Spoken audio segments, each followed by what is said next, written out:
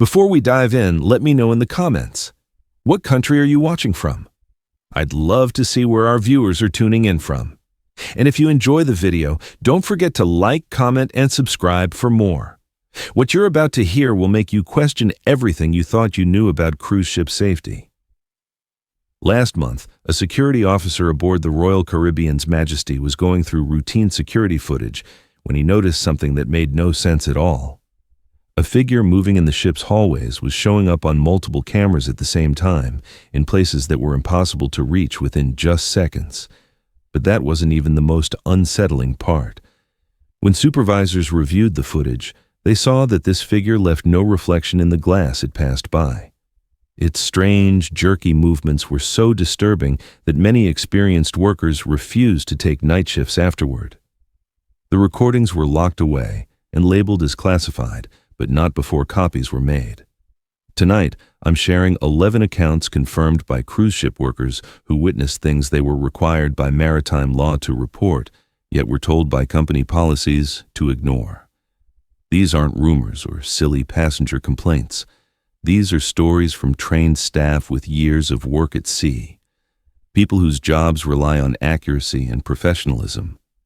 What they saw in the shadows of these giant ships will make you rethink every cruise ad, every vacation brochure, and every promise of an easy ocean escape. Because the truth is, when you're hundreds of miles from shore, with thousands of strangers, with nothing around but endless water, you aren't just far from help. You're stuck with whatever else might be traveling with you. Let's begin with our first story, and I promise this one will make you question everything you believe about cruise ship security. Marcus had been working cruise ship security for 8 years, but nothing in his training prepared him for what he saw on the Ocean Majesty during a regular Mediterranean trip. At 28, he was one of the most trusted night shift officers in the company. Careful, sharp-eyed, and steady under pressure, he was known for spotting trouble before anyone else. His coworkers joked that Marcus could spot a thief from 3 decks away or recognize a drunk passenger before they even tripped. But on the night of October 15th, his talent for noticing details turned into something that would stay with him forever. The Ocean Majesty was 3 days into a 7-day cruise from Barcelona to Rome. On board were 3,200 guests and 1,100 crew members. Marcus was working in the main security office on Deck 4, surrounded by dozens of screens showing live feeds from cameras around the ship. The 3 a.m. to 7 a.m. shift was usually calm. Most people were asleep, bars were closed, and only a few crew moved around. Marcus liked these hours for checking blind spots and making sure all systems worked properly. At exactly 3:17 a.m., Marcus spotted motion on camera 47, which looked out on the portside deck of level 7. A figure was slowly walking the deck, which wasn't unusual since some passengers liked late strolls, but the way this one moved caught his eye. The figure glided, as if its feet barely touched the ground. Marcus leaned closer to the screen and adjusted the contrast. The figure looked like it wore dark clothing, maybe a coat or robe, and seemed to average in height and size. But seconds later, something impossible happened. The same figure appeared on camera 52, which covered the starboard side of the same deck, on the complete opposite side of the ship. Crossing from one side to the other would normally take several minutes through corridors, stairs, or public rooms. Yet the timestamp showed it appeared on the other camera only 4 seconds later. "That can't be," Marcus whispered, rewinding both feeds. Even sprinting, nobody could cross the ship that fast. He checked the in-between cameras, hallways, stairwells, everything, but there was no trace of the person in any of them. His pulse quickened. At 3:22 a.m., the figure appeared again, this time on camera 31, by the main pool area on deck 11, 4 levels above. Marcus quickly checked every possible camera for stairways, elevators, and service corridors. Nothing. The figure had somehow jumped 4 decks without being caught on any other feed. Then Marcus saw the part that made his stomach drop. As the figure moved past the pool deck's tall glass barriers, he realized with dread that the glass reflected the pool lights, chairs, and even water ripples, but not the figure at all. Marcus reached for his radio to call his supervisor, Chief Security Officer Patricia Hendress, but froze. How could he explain it? Who would believe that someone was appearing and vanishing like a ghost through the ship? Instead, he started taking screenshots and writing down the exact times. Over the next hour, the figure showed up on 17 cameras across the ship. The dining hall, the casino, the theater, and even crew-only areas that needed keycards. Each sighting lasted less than a minute, and each time the figure moved with the same strange glide. More disturbing, it sometimes seemed to know where the cameras were, turning to stare right into the lens before disappearing. At 4:33 a.m., Marcus decided he couldn't keep it to himself anymore. Patricia arrived minutes later in her pajamas, calm but alert. Marcus showed her the screenshots and explained what he had seen. At first doubtful, Patricia's face grew serious as she studied the footage. "Show me the live feeds," she said firmly, taking a seat beside him. They watched in tense silence for 20 minutes. Then, at 4:55 a.m., the figure appeared again on camera 18 in the ship's chapel on deck 5. This time, both Marcus and Patricia saw it together. The figure stood motionless in the chapel for nearly 2 minutes, longer than any other sighting. As they stared, other cameras started showing strange glitches. Lights flickered in empty halls, elevator doors opened and closed on unused floors, and worst of all, some feeds briefly showed rust and water, damage on walls Marcus knew were freshly painted. "Get me the maintenance logs," Patricia whispered. "I want to see every accident and every record of this ship." Marcus pulled up the files while Patricia kept watching. Suddenly, multiple cameras began showing the figure at the same time in different places across the ship. At 5:02 a.m., it was visible in 3 feeds at once. The logs revealed a dark history. The Ocean Majesty, built in 1987, had been made using salvaged parts from an older ship, the Mediterranean Star, which burned and sank in 1962, killing 14 crew members. The salvage included decorations, furniture, and even parts of the original security system. As dawn neared, the sighting slowed, and by 6:30 a.m., the figure was gone. Marcus and Patricia tried to review the recordings, but every file from that night was corrupted. Screenshots Marcus saved were static. Timestamps showed no unusual activity.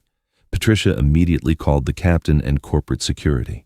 A team of specialists boarded in Naples, spending 2 days checking cameras and equipment. Their report said it was a system malfunction from electromagnetic interference caused by a solar storm. Marcus was quickly promoted to day shift supervisor, a job he never left. Patricia retired 6 months later. The Ocean Majesty later had its security system replaced, but workers still whispered about strange things at night. Marcus now works hotel security in Miami, but sometimes he wakes in a cold sweat, remembering how that figure drifted through every shadow of the ship. He has never told anyone outside his family the last detail that haunts him most. Just before it vanished from the chapel, the figure turned toward the camera. For a split second, Marcus saw its face clearly. A man in his 30s, dressed in a 1960s crew uniform, with eyes full of terror, like someone who had died in fear and never found peace. The Ocean Majesty still sails the Mediterranean today. But if you're ever on board during a night crossing, look closely at the reflections in the glass. Remember, some passengers never really leave. Let's move to our second story, and this one will make you question the very nature of reality aboard these floating cities. Isabella Martinez had been a cabin steward for 12 years, but her time on the Caribbean Princess tested everything she believed about her work. At 35, she was known as one of the most reliable staff in the fleet, praised for her detail and care. She treated every stateroom like her own home, making sure everything sparkled and every item was in place. On a 7-day Caribbean cruise in November, her sharp eye led her to discover something that logic couldn't explain. The Caribbean Princess had left Fort Lauderdale bound for stops in Cozumel, Jamaica and Grand Cayman. Isabella was in charge of Deck 9, cleaning 32 rooms on the port side. Her daily routine was the same: start at 8 a.m., finish by 3 p.m. She knew these rooms so well that she could list each quirk: the stiff balcony door in 9024, the weaker shower pressure in 9031. On Tuesday morning, her third day, she went to room 9042. The passenger list said it belonged to Margaret Whitmore, a 73-year-old widow from Oregon traveling alone. She knocked at 8:15 a.m., got no response, and entered with her master key. She called out, "Housekeeping," but no one replied. Inside, the room looked lived in. The bed was messy, clothes were out, wet towels in the bathroom, and on the small table sat a crossword puzzle with a pen, as if paused mid-game. The closet held several outfits, and a formal dress lay out for the evening. The nightstand had prescription bottles, glasses, and a romance novel halfway read. But Isabella felt uneasy. Things were too neat, too arranged. The toiletries were placed with exact spacing, and the closet clothes hung evenly apart. It felt staged, not lived in. She finished cleaning but couldn't shake the feeling. That evening, she asked guest services about Mrs. Whitmore.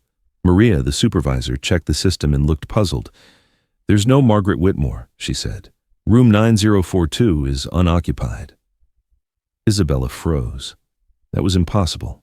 She had cleaned it herself and seen the belongings. Maria double-checked the system, even calling the main office, but it was the same. No guest, no payment, no record. She told Isabella it was probably a computer mistake. The next morning, Isabella returned to 9042. Again, no answer at the door. Inside, the room was unchanged. The same items, the same strange neatness. But this time, she looked closer. The pill bottles were for real medications, but the dates were from 1987, and the pharmacy label was from a town she'd never heard of. The novel on the table looked decades old, with yellowed pages and a worn cover. In the closet, the clothes were in perfect condition, but the styles were from the 1980s, with tags from stores long out of business. The crossword puzzle was from a November 15th, 1987 newspaper, exactly 36 years ago to the day. The handwriting was an old-fashioned style like her grandmother's.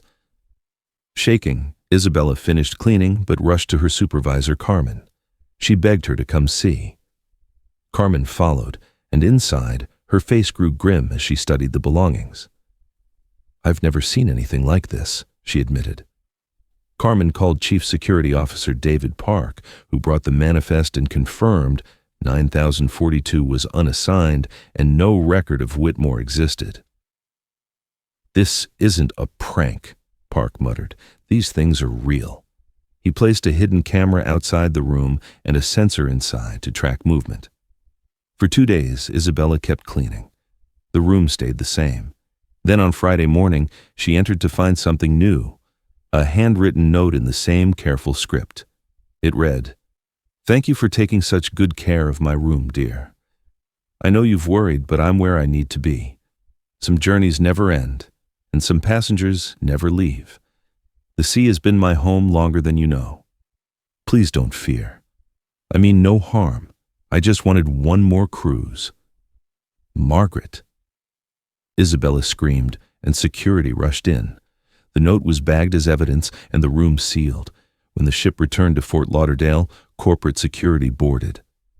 They discovered that yes, Margaret Whitmore had once sailed on the Caribbean Princess on its maiden voyage in November 1987.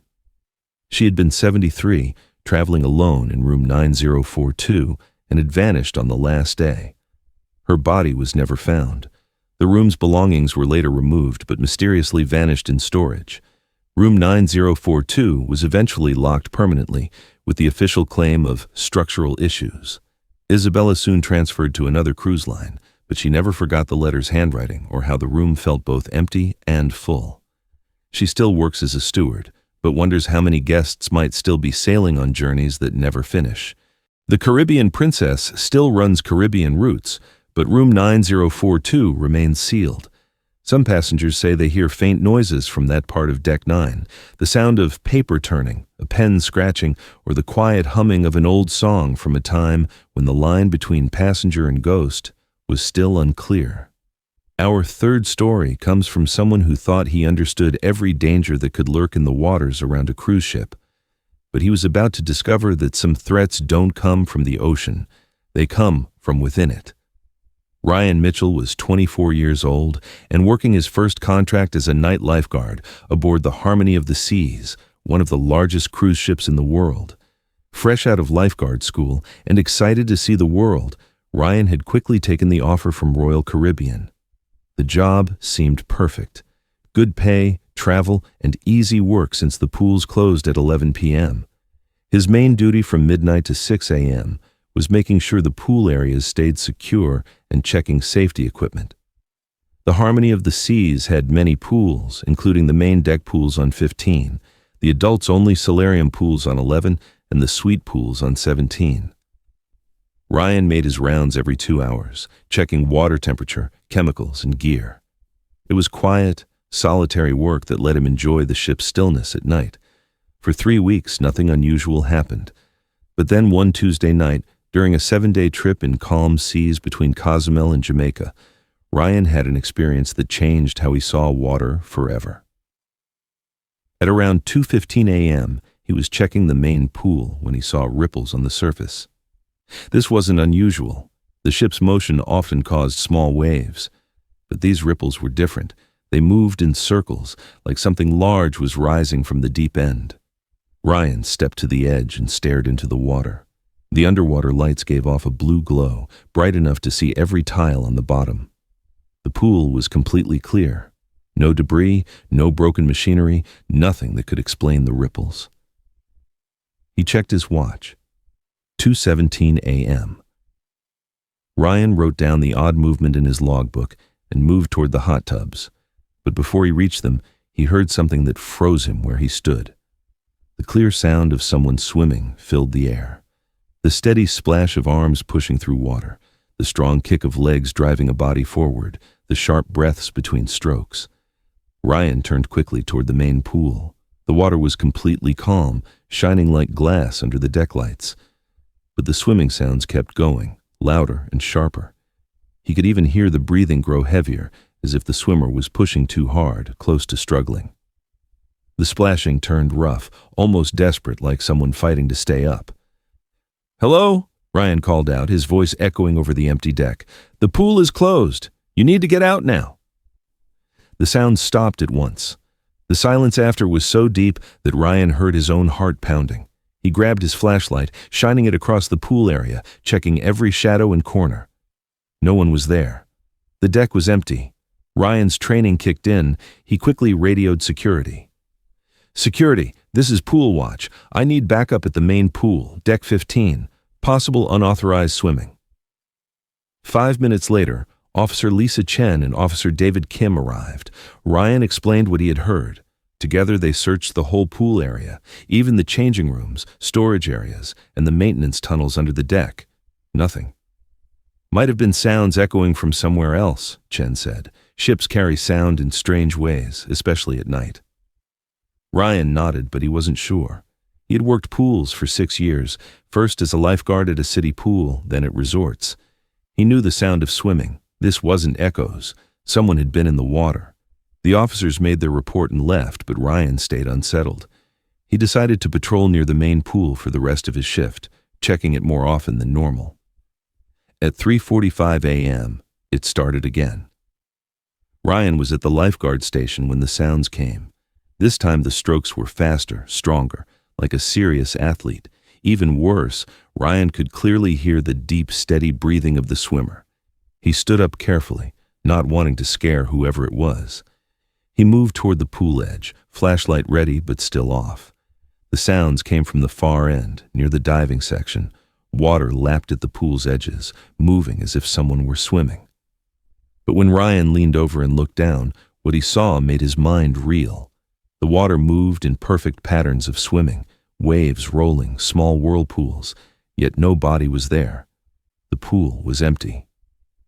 Still, the water churned as if someone was in it. Ryan switched on his light. That's when he noticed a line of bubbles rising to the surface. They traced a perfect path, just like someone underwater holding their breath. But there was no swimmer. The bubbles reached the shallow end and stopped. The water stilled, then suddenly broke, splashing like someone had just come up for air. Ryan even heard the gasp, but nothing appeared. This Isn't possible, Ryan whispered, backing away. Then came the sound that froze his blood, wet footsteps on the deck walking away toward the changing rooms. He spun with his light, following the sound. And there they were. Wet footprints, clear as day, bare feet pressing into the deck, toes, arches, heels. But they faded in and out as if half-formed. Ryan's radio crackled. "Pool watch, this is security. We're hearing strange sounds from your deck. Everything all right?" Ryan hesitated. How could he explain this? "Security, I need you back on deck 15. I can't explain what's happening." This time, Security Chief Martinez himself came, with 2 more officers and a maintenance lead. Ryan showed them everything, including the footprints still wet on the deck. Martinez studied them, snapping photos. "These are real," he said firmly, "but I don't understand. How did anyone get in and out? Every entry point has cameras. Maintenance Chief Carlos Ruiz checked the pumps, filters, and system. Everything's normal," he said. "Water flow, temperature, chemicals, all fine." Martinez made the call. "Drain the entire pool. If someone's sneaking in, we'll find out. This is serious." By morning, the pool was empty. Every inch checked. No hidden doors, no faults, nothing. The next evening, as they began refilling, Ryan dug through old ship records in the crew library. What he found shook him. A newspaper clipping from 1998 told of a tragedy aboard the Harmony of the Sea's older sister ship. A 26-year-old swimmer, Michael Torres, had drowned in the pool on a night crossing between Cozumel and Jamaica. He'd gone in after hours for training. Cameras caught him entering at 2:15 a.m., but never leaving. His body was found the next morning. The worst part, the coroner said Torres drowned for no clear reason. He was an Olympic-level swimmer with no health problems. Cause, unexplained drowning. After that, cruise ships tightened pool security. Ryan realized the time matched his first experience exactly, 2:15 a.m. The same route, the same pool, the same date, exactly 27 years later. Ryan asked to move to day shifts right away. His boss, already aware of the strange reports, agreed. 6 months later, Ryan left cruise work entirely. The Harmony still sails the Caribbean, its pool open by day. But at night, lifeguards now work in pairs and motion sensors cover the deck. Even so, some nights, crews still hear the strokes of an unseen swimmer cutting the water between Cozumel and Jamaica. Ryan now teaches swimming in Phoenix, far from the ocean. But sometimes, when the pool is quiet and empty, he hears it again, the heavy strokes, the splash, the desperate gasp. And he remembers the footprints leading nowhere, prints left by a swimmer, forever trapped in his final race. On the Harmony, the deck is dried spotless every night, but some crew avoid looking too closely in the early mornings, because between Cozumel and Jamaica, wet footprints sometimes still appear, signs of a swimmer who never stopped racing.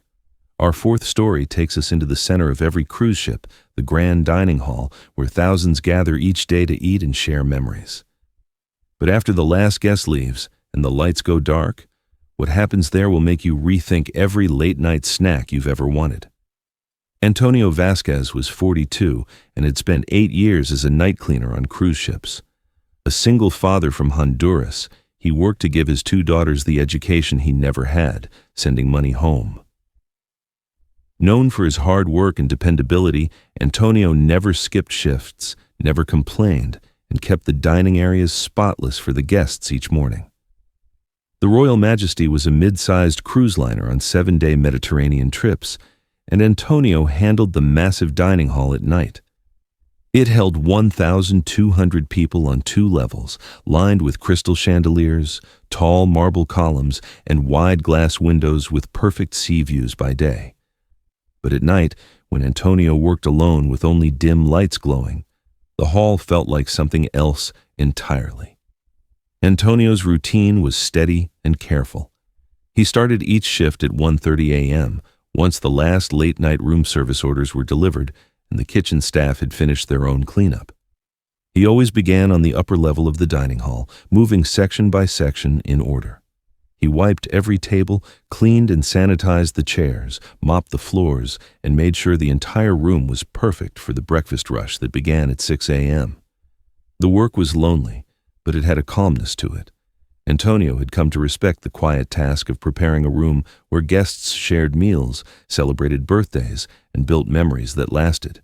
It was in his 4th week on the Royal Majesty that Antonio first heard the strange sounds that made him rethink what remained in the ship's grand dining room after dark. He was working on the upper level near the starboard windows when he froze. The sharp clink of silverware on plates reached his ears.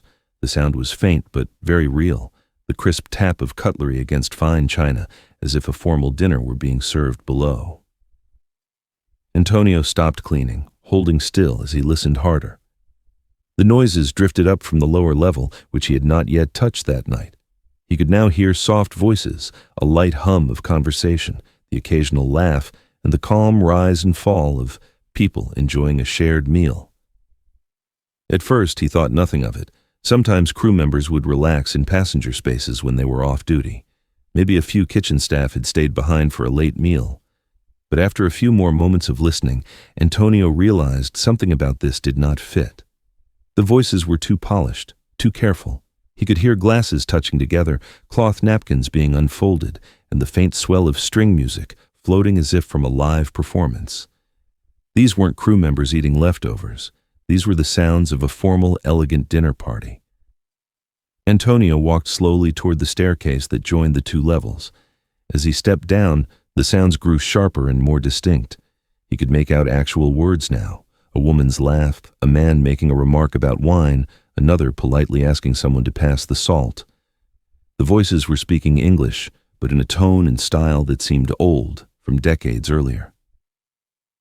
Antonio reached the bottom of the stairs and looked across the lower dining room. The vast space was dark except for the soft glow of the emergency lights along the walls. Every table was perfectly empty. Every chair was pushed neatly under, just as Antonio had left them the night before. Yet the sounds only grew richer and more detailed around him. He could hear chairs shifting, the dull thud of serving dishes set down, and the quick steps of unseen waiters moving between tables. Even more unsettling, he could hear people eating, knives sliding through meat, spoons stirring soups, small sighs of delight after bites. Shaking slightly, Antonio pulled out his flashlight and swept its beam across the room. The white tablecloths gleamed, the silverware shone, and the crystal glasses caught the light. Still, the sounds of dinner carried on, unfazed by his presence. "Hello," Antonio called, first in English, then again in Spanish. "Is anyone here? The dining room is closed." For a brief pause, the entire room fell quiet. It was as if the invisible diners had actually heard him and were deciding whether to answer. Then, to Antonio's shock, a woman's voice spoke clearly, with a refined accent he couldn't place. "Good evening," she said politely. "Please don't be alarmed. We're just finishing our dinner. We'll be gone soon." Antonio's hands shook as he swung his flashlight toward where the voice had come from. Nothing was there, only shadows. But the voice was so near, it felt like she stood only a few feet away. I don't understand," Antonio stuttered. "Who are you? How did you get in?" "We've been dining here for many years," a man's voice replied smoothly, his words marked with a faint British tone. "This is our table, number 47, by the window. We always request the same one when we sail." Antonio turned his light toward the windows. Table 47 was set for 8 people, just as it always was, with spotless glasses and folded napkins. As he stared, his stomach dropped. One of the wine glasses began to tilt upward, slowly, steadily, as though an unseen hand were lifting it. It floated several inches high, paused like someone was taking a sip, then settled gently back onto the table. Antonio's breath caught. This can't be real," he whispered. "Nothing is impossible at sea," the woman's voice replied calmly, as if to comfort him. "The ocean remembers all things, every ship that has passed over it, every traveler who has dined in rooms like this one. We're only continuing our journey, enjoying the same pleasures we always knew." As if on cue, Antonio heard the pop of a cork, and the fizz of champagne being poured into glasses.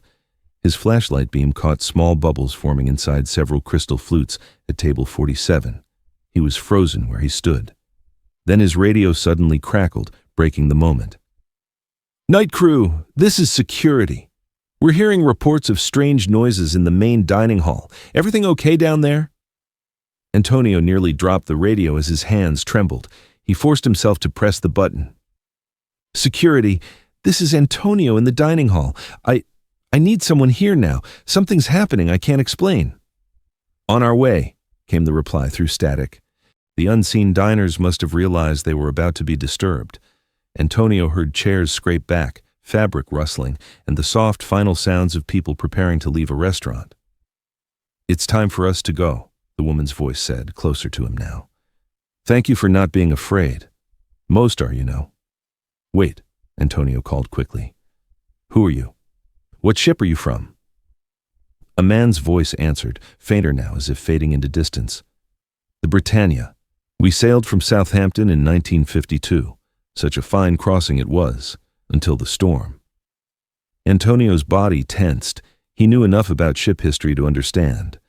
The Britannia was a luxury liner lost in the North Atlantic in 1952 during a violent storm. More than 400 people had died, many of them last seen in the ship's grand ballroom during dinner. When security officers Rodriguez and Chen arrived moments later, the dining hall was silent. The voices, the music, the clinking, all gone. Antonio walked them through the room, pointing nervously at table 47 and telling them everything he had seen and heard. They searched carefully, and to Antonio's relief, they found proof. Several of the wine glasses at table 47 carried traces of champagne, even though no drinks had been served there for more than 8 hours. "It could just be condensation," Officer Rodriguez said, though his voice did not sound very sure. The glasses were set out in a way that matched a formal dinner, and the smell was clearly that of expensive champagne. Security Chief Williams arrived not long after, bringing the ship's hotel director and the food and drink manager with him. They carefully checked the whole dining hall, making sure every entrance was secure and also looking over the camera recordings. The footage showed Antonio walking into the dining hall alone at 1:30 a.m. and working normally until about 2:15 a.m. when he suddenly stopped cleaning and seemed to be listening to something.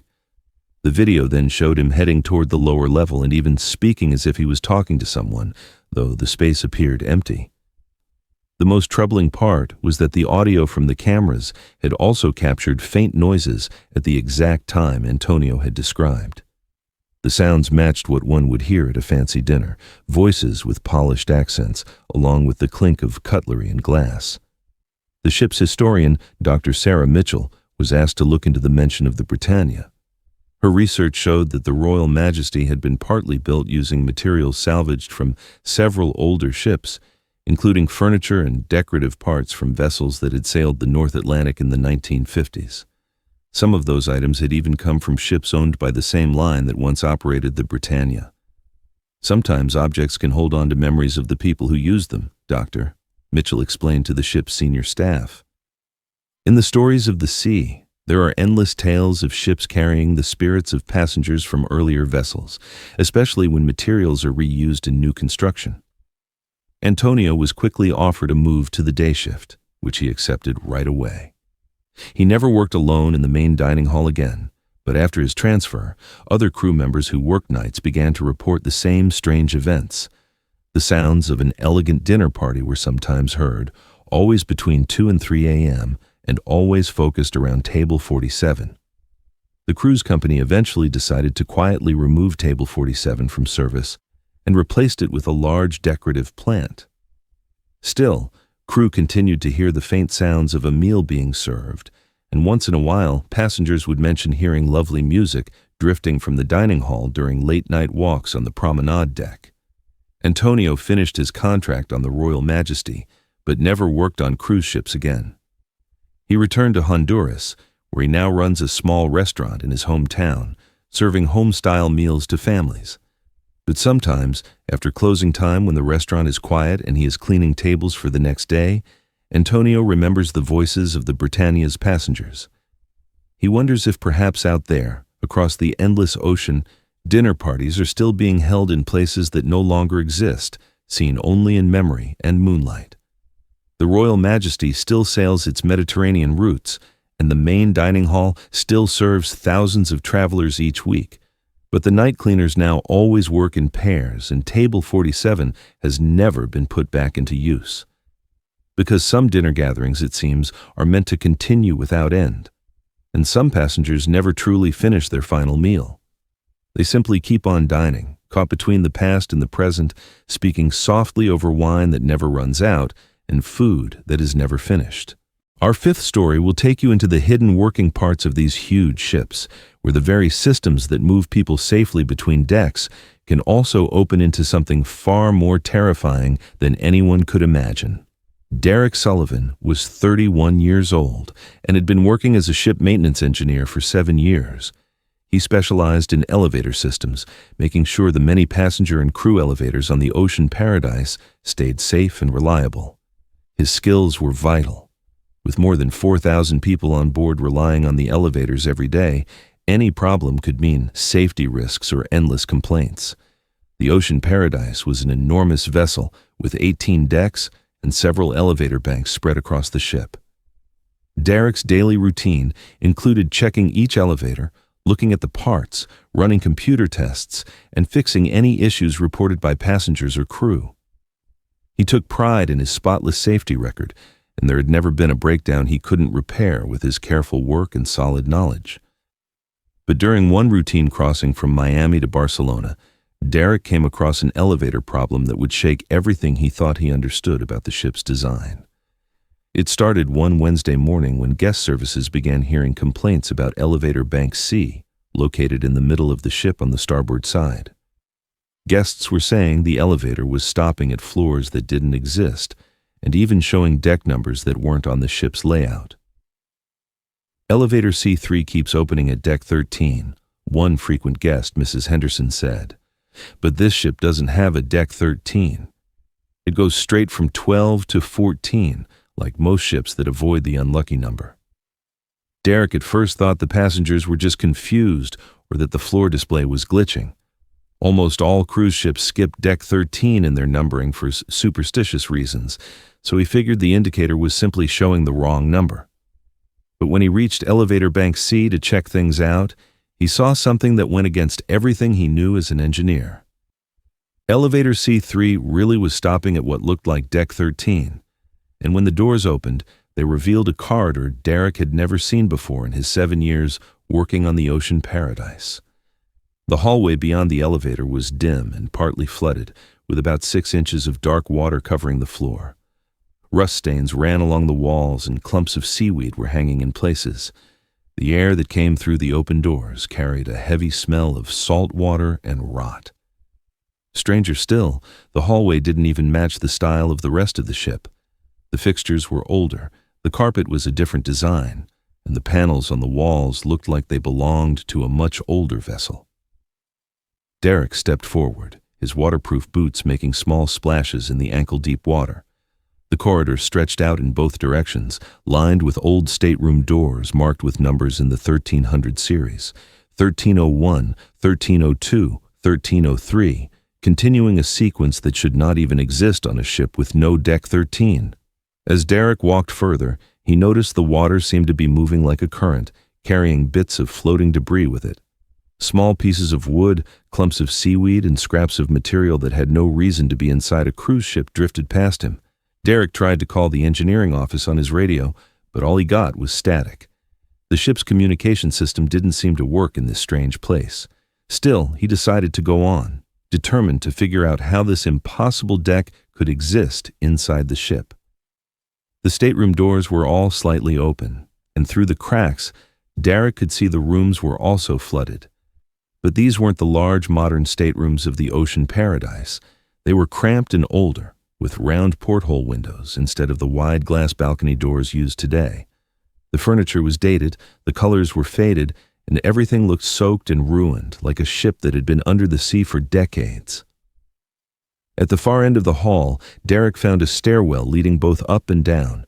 The metal steps were rusted and dripping with water, making sharp echoes in the strange silence.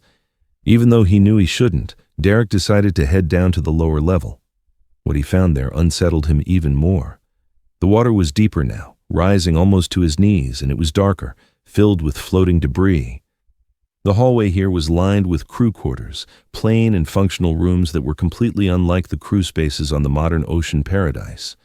Through the open doors, Derek could see bunk beds, metal lockers, and belongings that looked like they were left behind in a hurry.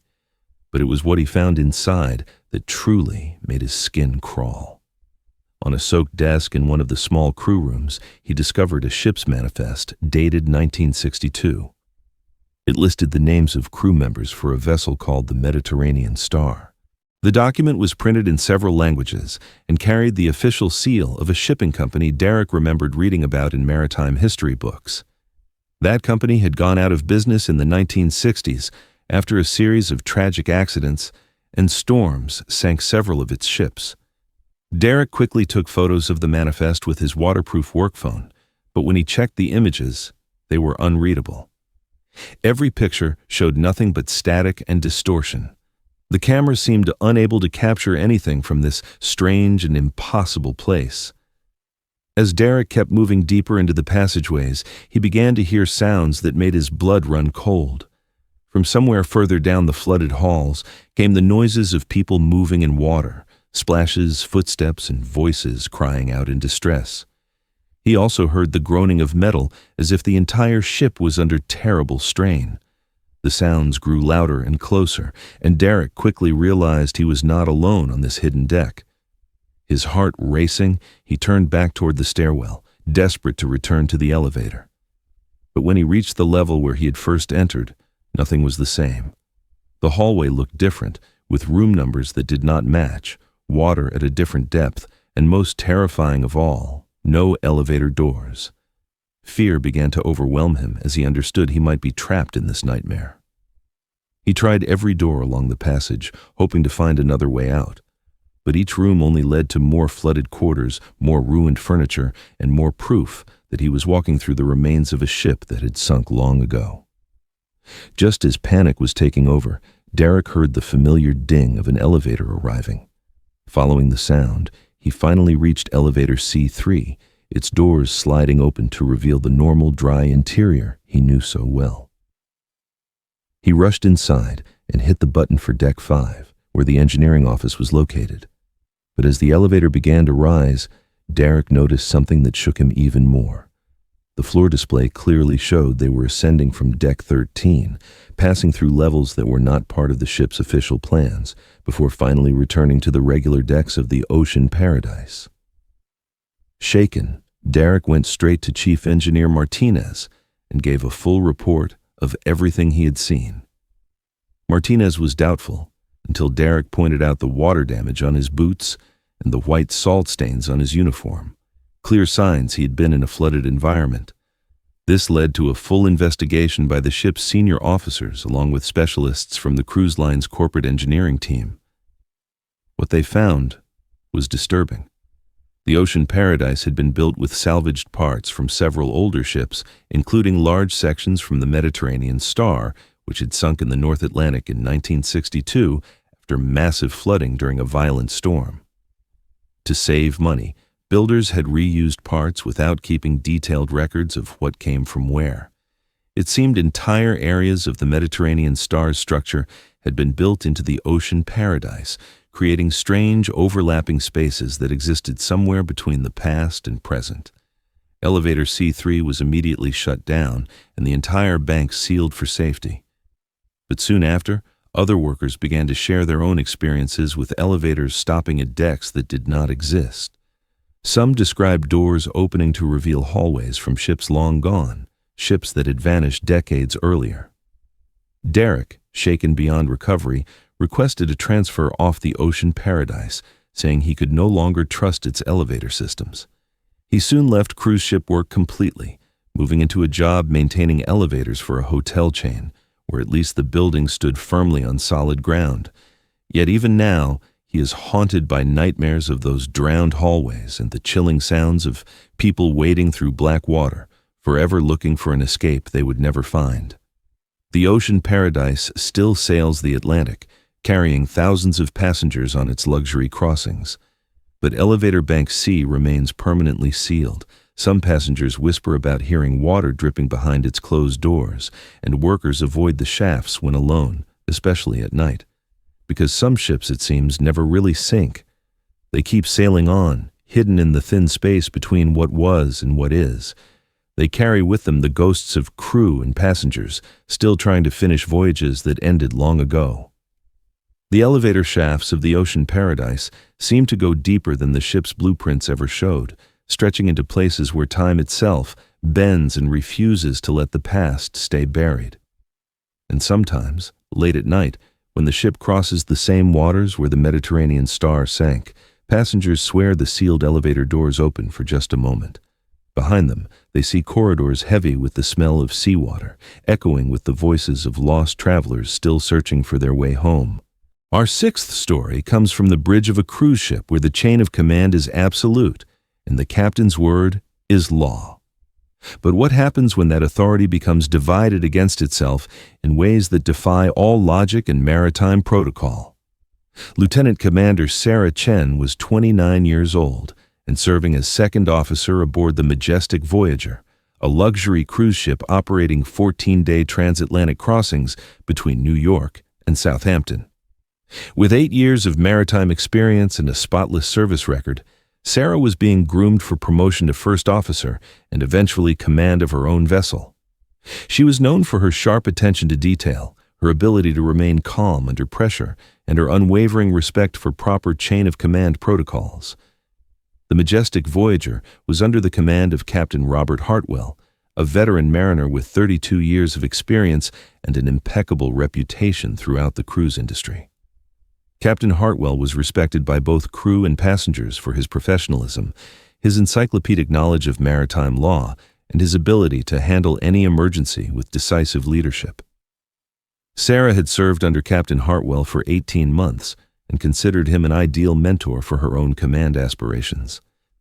It was during the ship's 6th day at sea while crossing the mid-Atlantic in rough weather that Sarah first noticed something that would shatter her understanding of reality aboard the Majestic Voyager. The ship was experiencing moderate swells and gusty winds, requiring constant attention to course corrections and passenger safety announcements. Sarah was on duty at the bridge during the 4 p.m. to 8 p.m. watch when she received contradictory orders that made no sense from a command perspective. At 5:15 p.m., Captain Hartwell appeared on the bridge and ordered a course correction to 285 degrees to avoid a weather system approaching from the northwest. Sarah acknowledged the order and instructed the helmsman to adjust course accordingly. The captain remained on the bridge for approximately 10 minutes, reviewing weather reports and discussing passenger safety protocols with the duty officers. But at 5:30 p.m., just 15 minutes later, Captain Hartwell again appeared on the bridge and countermanded his previous order, instructing Sarah to return to the original heading of 295 degrees. When Sarah questioned the change, pointing out that they had just altered course to avoid the weather system, the captain looked at her with confusion.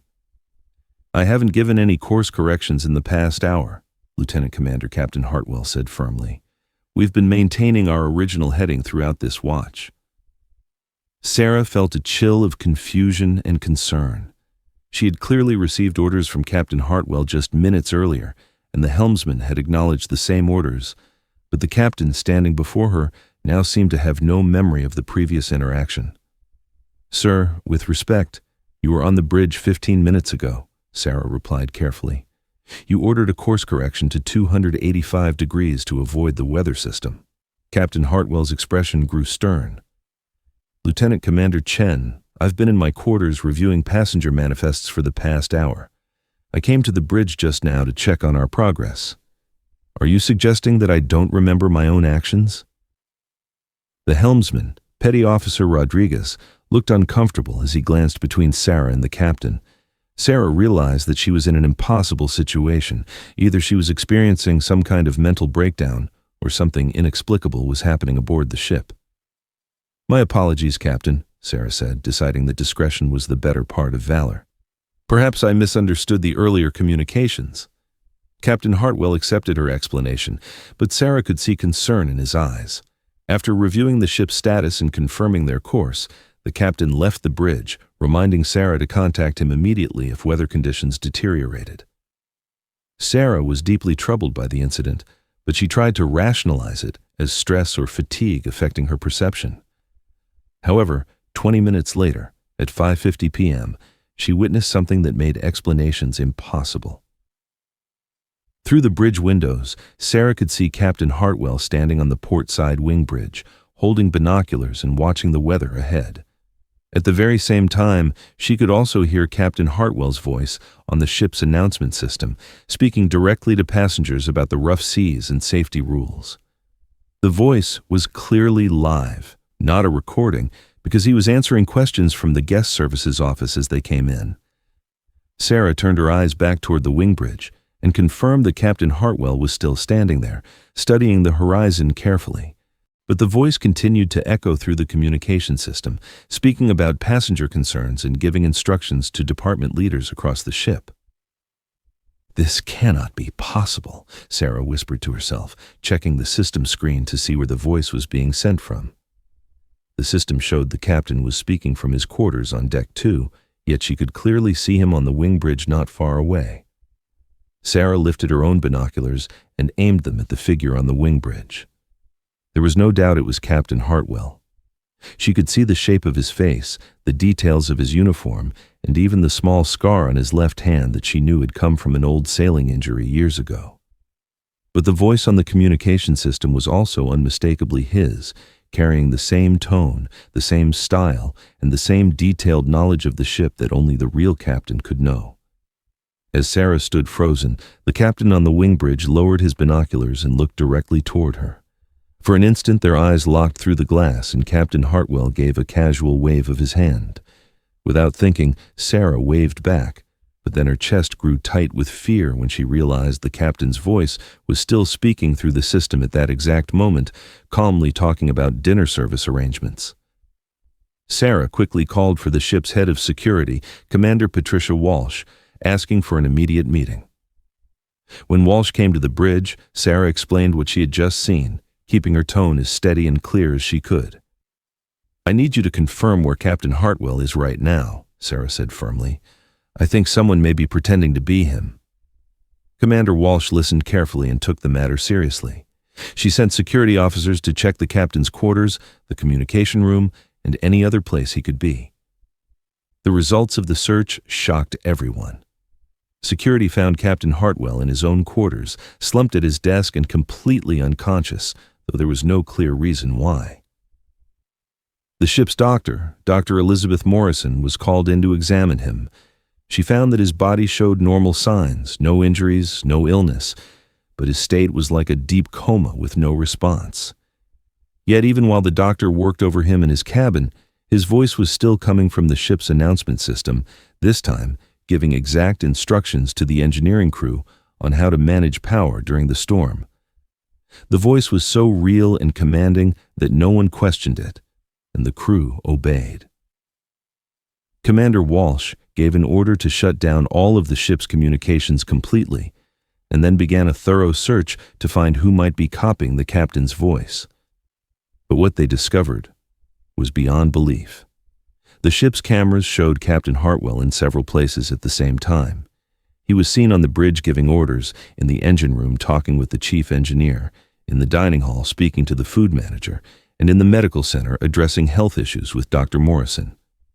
All of this was happening at once, and in every case, the man seemed fully real and fully the captain, with his exact mannerisms and way of speaking. The most disturbing detail appeared when Walsh slowed down the recordings.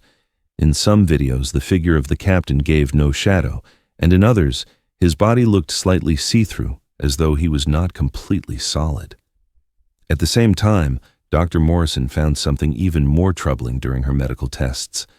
The unconscious captain's brain scans showed high levels of activity, the same kind that appear when someone is making decisions and speaking, even though his body did not move. It was as if his mind had separated from his body and was moving freely around the ship, continuing his duties. The situation grew worse when a real emergency struck. A passenger in stateroom 7042 had a heart attack and needed urgent care and possibly a Coast Guard helicopter evacuation. What happened next left the entire crew shaken. Captain Hartwell appeared in the medical bay, helping to coordinate the patient's care. He also appeared on the bridge at the same time, guiding the ship's position for the helicopter. At that very moment, he was also seen in the communications center, speaking directly with the Coast Guard, and in the passenger areas keeping guests calm and organized. Each version of the captain seemed fully aware of everything happening, giving clear instructions that all worked together as if he were one mind in many places. The patient was saved, and the helicopter rescue was carried out perfectly. But the crew now faced the terrible truth that their ship was being commanded by multiple versions of the same man. Meanwhile, the real body of Captain Hartwell stayed unconscious in his quarters. For 6 more hours, the captain's presence continued all around the ship, leading the crew through the storm. Then, when the waters grew calm and the danger had passed, the real Captain Hartwell suddenly awoke in his cabin. He had no memory of anything that had happened during the missing hours. When Sarah and the others explained what had taken place, he was just as stunned as the rest of them. He only remembered sitting at his desk to look at passenger lists before blacking out. He had no recollection of his many appearances around the ship or of organizing the medical emergency. The company's headquarters was informed, but the official report claimed it was only a medical incident, calling it a temporary illness, with no mention of the impossible events witnessed by so many crew members. Sarah soon asked for a transfer, saying she could no longer trust the chain of command aboard that ship. She later became first officer on a container vessel, where the captain could only ever be in one place at a time. Captain Hartwell finished his final contract aboard the Majestic Voyager, then retired from sea duty just 6 months later. He now teaches maritime law at a naval academy, but he's never been able to explain the 6 hours of his life that he cannot remember, or the many detailed accounts of his actions when he was not awake.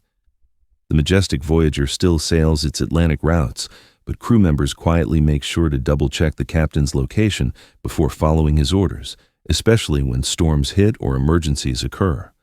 Because at times, it seems that the duty of command can reach beyond one body, and a captain's responsibility to his ship and passengers may show itself in ways that ignore the rules of nature. On the bridge of the Majestic Voyager, new security checks and monitoring systems are in place, but the older officers know that some mysteries of command cannot be explained with rules or technology. They must simply be accepted as part of the strange life of the sea, where the line between responsibility and the strange sometimes mixes in ways that protect everyone on board, no matter the cost to those who carry the weight of command. Our 7th story leads us into the private rooms where passengers rest away from the public areas of the ship, only to find that some mirrors reveal more than they should, showing truths that were never meant to be seen above the waves. Patricia Gonzalez was 38 years old and had been working as a housekeeping supervisor on cruise ships for 12 years. Her skill in handling guest rooms and solving unusual passenger problems had earned her a strong reputation as one of the best supervisors in the fleet.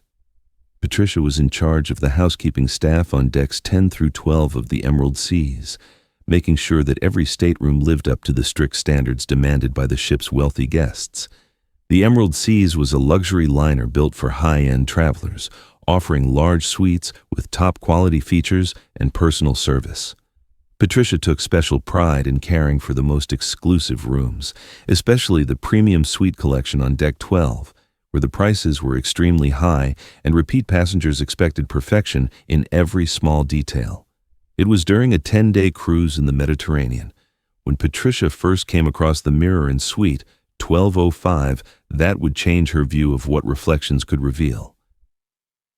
The problem started when Mrs. Eleanor Whitfield, a wealthy widow from Boston who had traveled with the cruise line for more than 15 years, reported a strange complaint to guest services. "There's something wrong with the mirror in my suite," Mrs. Whitfield explained. "It doesn't show me properly. When I look into it, I see other people. People I know, but who should not be there." Patricia thought at first that it must be caused by lighting problems or a warped surface, These were rare but sometimes happened with the large vanity mirrors in luxury rooms. To be sure, she went to suite 1205 herself, taking a maintenance worker with her to check the mirror's frame and lighting. Suite 1205 was among the ship's most elegant cabins, with a wide bedroom, a private sitting room, and a luxury bathroom with a large vanity mirror that covered much of one wall. The mirror was about 6 feet wide and 4 feet tall, decorated with gold leaf trim that matched the suite's classical style. When Patricia looked into the mirror, at first everything seemed fine. She saw her own reflection, the maintenance worker's image, and the room itself reflected as expected. But when she changed the lighting and looked closer at the surface, she noticed odd details that made her uneasy. The reflection seemed slightly delayed, almost as though it was coming from somewhere else instead of being an exact copy. More troubling, Patricia sometimes noticed movements in the mirror that didn't match anything in the room itself. Shifting shadows crossed the walls, and she even thought she saw furniture arranged differently than it was in reality. "Mrs. Whitfield, can you show me what you mean?" Patricia asked once the guest returned. Mrs. Whitfield stepped slowly toward the mirror. "Watch carefully," she said, standing directly in front of it. At first, the reflection appeared normal, but then Patricia saw changes that couldn't be ignored. Mrs. Whitfield's reflection was now dressed in a formal evening gown instead of the casual clothes she was wearing. Behind her, the room in the mirror looked like it belonged to another era, with older furniture and decoration. Then, other figures appeared. An older man in a tuxedo stood behind Mrs. Whitfield's reflected self, and a younger woman in 1950s clothing sat in a chair that didn't exist in the real suite. The figures seemed alive, speaking to each other, though no sound could be heard. At times they looked straight toward the mirror, as if they knew they were being watched. "Do you know these people?" Patricia asked softly. Mrs. Whitfield's eyes filled with tears as she nodded. "The man is my late husband, Charles. He passed away 3 years ago. The woman is my sister, Margaret, who died in 1987. But they look exactly as they did on our first cruise in 1952, when we sailed on the Queen Elizabeth." Patricia felt cold all over. She had heard sailors tell stories of mirrors that showed strange reflections, but she had always thought of them as myths or imagination. Now, seeing it herself, she realized some objects on ships could act like windows into past times that no longer existed. Over the following days, Patricia studied the mirror carefully. She wrote down what she saw, took pictures, and recorded the experiences of others who looked into it. The results were both fascinating and disturbing. Each person saw something different, but all the visions had things in common. The reflections showed people from the viewer's past, often those who had already died. The settings always seemed linked to sea travel or ships from earlier times. A young German couple saw their grandparents, who had died in World War II, standing on the deck of a vessel that had sunk during the war. A businessman from New York saw his father, who had once worked as a merchant marine, standing in the engine room of a ship that had been scrapped years earlier. The most haunting case was a family with children who saw their relatives who had died in the Titanic tragedy, appearing in the ship's ballroom just before the crash with the iceberg. Patricia informed the ship's senior officers, including Captain Morrison and Hotel Director Stevens. At first, they didn't believe her, but after seeing the mirror themselves, they had no doubts. Captain Morrison stared at the mirror and saw his own father, who had died at sea in 1978, standing on the bridge of his last ship. "This can't be real," Morrison whispered, stepping back. "But I see him as clearly as I see you. He's trying to tell me something, but I can't hear his words." The ship's historian, Dr. Rebecca Martinez, was asked to study the mirror's history. She discovered it came from the Oceanic Star, a famous luxury liner that had sailed the Atlantic between 1948 and 1962. The ship was retired and scrapped, but some of its furniture, including mirrors, had been sold or reused. Dr. Martinez explained that sailors often believed mirrors could hold the spirits of those who looked into them, especially during strong emotional times. If this mirror had seen thousands of passengers over years of voyages, it might have absorbed pieces of their memories and feelings. But the mirror grew more troubling as time went on. Guests reported that the figures were no longer just appearing. They were trying to communicate. Some waved frantically, some pointed, and some seemed to mouth urgent warnings. A few passengers even claimed to hear faint voices, speaking in strange languages or describing events from decades earlier. The situation became critical when Mrs. Whitfield came forward again. She said her late husband's reflection had begun to show her frightening scenes of a ship in danger. She described seeing people in life jackets, water rushing into lower decks, and crew members running through flooded hallways. The reflection of Charles pointed urgently toward something she could not see, as if warning of what was about to happen. That same night, the Emerald Seas was struck by a violent storm that no forecast had predicted.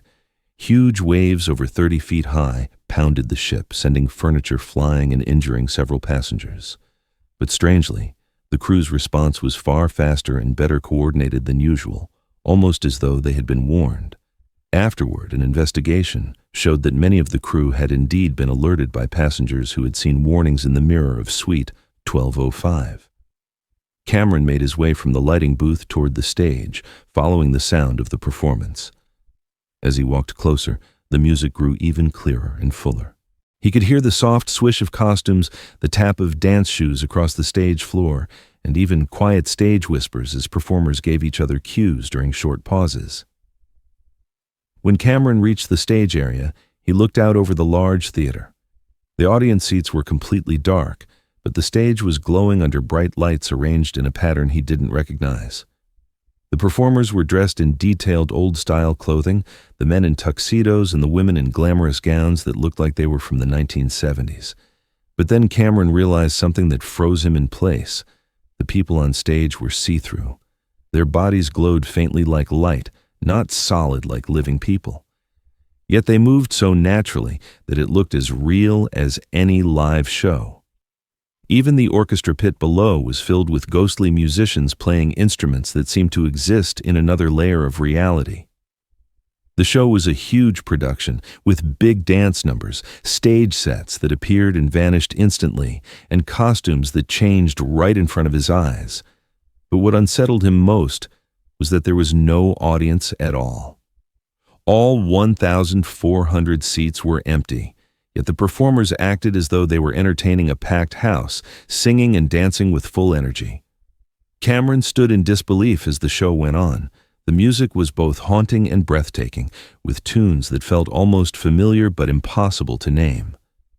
The voices were strong, the dancing was complex and perfectly in sync, and the overall quality was beyond anything he had ever seen before. But as he watched, he noticed that the performers seemed aware of him. Several dancers looked directly at him, and one singer in particular seemed to focus only on him, singing with deep emotion as she gestured toward him. Feeling the need to record what was happening, Cameron quickly pulled out his phone. But when he aimed it at the stage, the screen showed nothing but the empty, unlit theater. His phone recorded only silence and shadows, even though in front of him he saw a full, dazzling performance. He lowered the phone and stared, realizing no one else would believe what he was seeing. The show lasted nearly 2 hours, complete with multiple scenes, costume changes, and musical numbers that flowed like a real Broadway performance. Cameron forgot about his morning duties, standing frozen as he watched the most incredible show of his life. Finally, the performance reached its peak. The leading singers gathered at the center, and the entire cast joined in a powerful final number. The music grew so strong that Cameron could feel it in his chest, shaking the air around him. But as the song ended, the mood of the theater shifted. The joyful faces of the performers turned sad, and their movements slowed as if weighed down by grief. The lights dimmed, and the ghostly cast looked straight at Cameron with longing in their eyes. The lead singer in her silver gown stepped forward, and though Cameron couldn't hear her words, she appeared to be speaking directly to him. She motioned toward the empty audience, then placed her hand over her heart, showing both thanks and sorrow. Slowly, the lights faded, and one by one, the performers dissolved into nothingness, vanishing like mist at sunrise. Cameron was left standing alone in total darkness, with only the hum of the ship's engines and the sound of his own heartbeat in his ears. Shaken, Cameron quickly called his boss, entertainment director Lisa Park, and explained everything he had seen. At first, Director Park didn't believe him, but when she checked the stage herself, she was stunned. Stage equipment had been moved into positions that matched a large-scale musical setup, even though no one should have been in the theater that night. The rigging and lights had been reset with expert precision, something that would take hours of work and detailed knowledge of the systems. Even stranger, security footage showed Cameron entering the theater alone at 4 a.m. and then standing silently for 2 hours, as though watching something invisible. The cameras also showed that the equipment truly had been moved, even though not a single person appeared on screen besides Cameron. Director Park reached out to the ship's historian, Dr. Amanda Foster, for help. After digging through records, Dr. Foster discovered that the Crown Theater had been partly built with materials taken from an older cruise ship, the Golden Star, which had sailed from the late 1940s to the late 1970s. That ship had been famous for its grand entertainment, with shows that rivaled the best theaters on land. But it had also met a tragic fate. In 1978, while the entertainment crew performed their biggest show during a transatlantic crossing, the ship was caught in a massive storm in the North Atlantic. Waves battered the vessel, and even as the ship took on water, the cast continued performing to keep passengers calm while evacuation began. The widow stood nervously before the mirror. At first, everything looked normal, but then, before Patricia's eyes, the reflection began to shift. Mrs. Whitfield's image was suddenly wearing an elegant evening gown instead of her casual clothes. The background also changed to show a room decorated in a style from decades earlier. Then, other people appeared. An older man in a tuxedo stood behind Mrs. Whitfield's reflection, and a younger woman in 1950s-style clothing sat in a chair that wasn't actually there in the suite. They moved naturally, as though alive, and at times seemed to glance directly out of the mirror as if aware they were being watched. Patricia asked softly, "Do you know them?" Mrs. Whitfield's eyes filled with tears. "Yes. That's my late husband, Charles. He died 3 years ago. And that's my sister Margaret, who passed away in 1987. But they look exactly as they did when we took our first cruise together in 1952 on the Queen Elizabeth." Patricia's skin chilled. She had heard stories of strange mirrors at sea, but never believed them until now. Over the next days, Patricia carefully documented the mirror's strange behavior, writing notes and taking photos. Each person who looked into it saw something different, yet similar in theme. Guests always saw loved ones from their past, often long deceased, and the scenes always tied back to old sea journeys. A young couple from Germany saw grandparents who had died in World War II standing on the deck of a sunken vessel. A businessman from New York saw his father in the engine room of a ship scrapped years ago. Most frightening was a family who saw relatives who had died in the Titanic disaster, standing in its grand ballroom just before tragedy struck. Patricia alerted senior staff, including Captain Morrison and Hotel Director Stevens. At first, they doubted her, but after seeing it themselves, their doubts vanished. Captain Morrison saw his own father, who had died at sea in 1978, standing on the bridge of his last command, trying desperately to communicate. The ship's historian, Dr. Rebecca Martinez, investigated the mirror's origins. She learned it had been salvaged from the Oceanic Star, a luxury liner that had carried passengers from 1948 to 1962 before being scrapped. Mirrors at sea have always carried superstitions, Dr. Martinez explained. It was believed they could capture souls, especially during powerful emotional moments. This mirror likely absorbed decades of memories from passengers who once looked into it. But soon the visions grew darker. Figures in the mirror began urgently gesturing, mouths moving as if shouting warnings. Some passengers even claimed they faintly heard voices. The danger became real when Mrs. Whitfield saw her late husband pointing at scenes of a ship flooding, passengers in life jackets, crew running, and chaos everywhere. That same night, the Emerald Seas was struck by a powerful storm that had not been forecast. The ship rocked violently, and several passengers were injured as furniture slid across rooms. Yet the crew's response was unusually fast and well coordinated, almost as if they had known it was coming. Later, it was revealed that several crew members had been warned, by passengers who had seen the coming disaster reflected in the mirror of Suite 1205. Cameron made his way from the lighting booth toward the stage, following the sound of the performance. As he walked closer, the music grew clearer. He could hear the soft swish of costumes, the tap of dance shoes, even whispered cues passed among the performers. When he reached the stage, he looked out into the massive Crown Theater. The audience seats were pitch dark, but the stage blazed under bright lights set in a way he didn't recognize. Performers in formal vintage clothing were dancing and singing in grand style. But Cameron froze when he realized they weren't solid. The people on stage glowed faintly, their bodies slightly transparent like mist, yet they moved with the perfection of real actors. Even the orchestra pit below was filled with ghostly musicians playing with precision. The performance was dazzling, with grand sets appearing and vanishing in moments, costumes changing instantly, and large choreographed dance numbers. But not a single person sat in the audience. The cast poured their hearts into performing for empty seats. Cameron stood transfixed. The songs were beautiful, strangely familiar, yet unrecognizable. As he watched, several performers looked straight at him. A lead singer seemed to direct her entire song to him, her eyes filled with emotion. Trying to capture proof, he pulled out his phone, but the screen showed only an empty, silent stage. He lowered the phone and continued to watch with his own eyes as the show stretched on for nearly 2 hours. Finally, the performance built to a grand finale, the music swelling until it shook through Cameron's chest. But instead of cheers, the mood darkened. The cast's smiles faded to sorrow, and they stared at Cameron with longing eyes. The lead singer stepped forward in a silver gown, placing her hand over her heart as if thanking him, then gesturing toward the empty seats.